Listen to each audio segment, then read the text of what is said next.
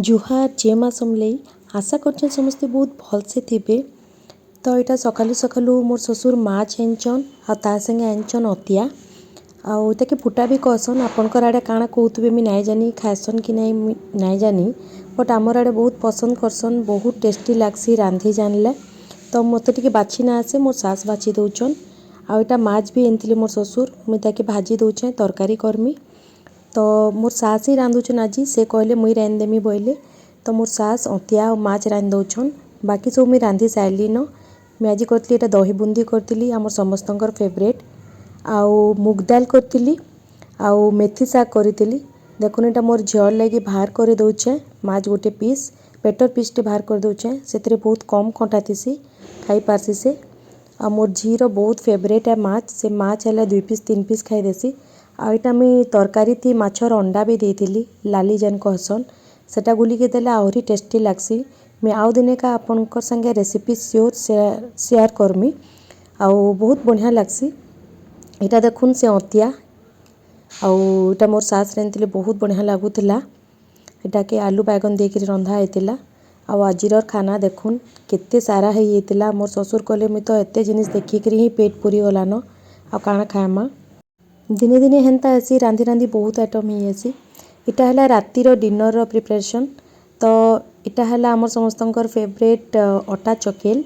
तो यहाँ के मुझे अलग टाइप्र करता कि आउ टेस्टी लगवा।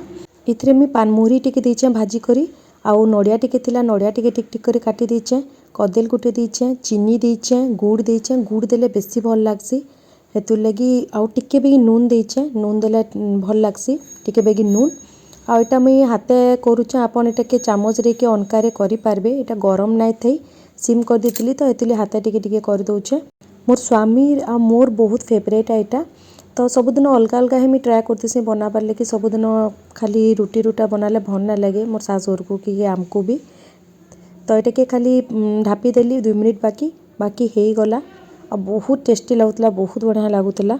इटा गरम गरम ही खाइले भल लागसी हेतु लगी मुझे गुलिके रखी आ लास्ट के खाली कली खाइला बेले।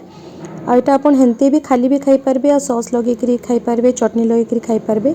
मोर ससुर के सॉस की चटनी भल लागसी हेतु मोर ससुर के इटा दे देउचे।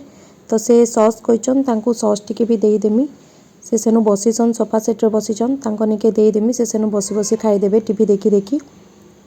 आ तार बाद मोर सास लगी नहीं दौचे मोर सास के इनु कहली डाइनिंग टेबल रे आस बस सेनु खाई देबे से तांको दे देमी।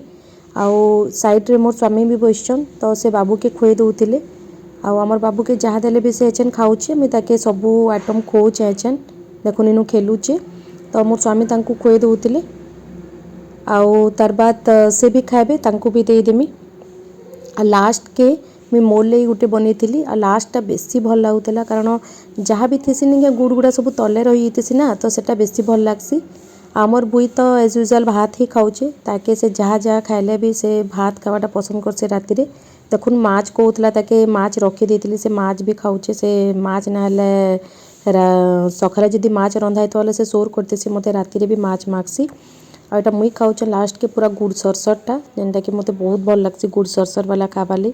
बहुत गरम थिला तो गरम गरम ही भल लागसी तो बहुत टेस्टी थिला। आपन थरे श्योर ट्राए करबे एंता टाइप रे बनाबार लगी देखबे बहुत भल लागबा।